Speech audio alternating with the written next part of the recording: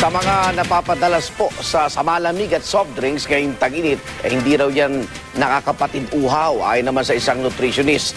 Mas mainam pa nga raw kumain ng mga prutas at gulay na mayaman sa tubig. Abay kung ano-ano yan, alamin sa report ni Ivan Mayrina.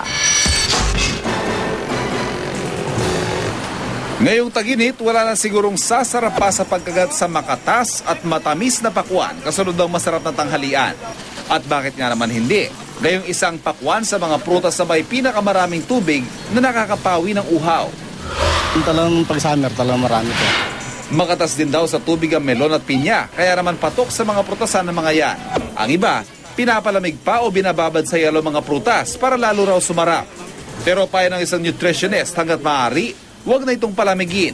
Nakababawas daw kasi ito ng sustansyang lycopene na antioxidant o pangontra sa mga lason sa katawan. Bumababa ang lycopene content ng pakwan at melon kapag malamig siya. So better eaten siya na mainit. Kung gulay naman ang pag-uusapan, pipino ang number 1 sa pagiging mayaman sa tubig.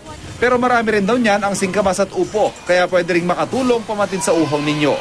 Pinag-iingat naman tayo ng mga eksperto sa mga samalamig at soft drinks na mabili rin ngayong summer.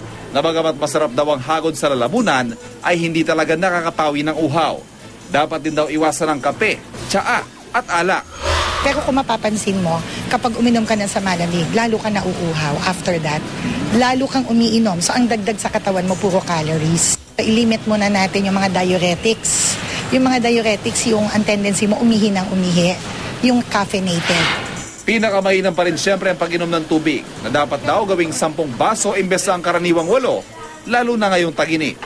Ako si Ivan Mayrina, ang inyong saksi.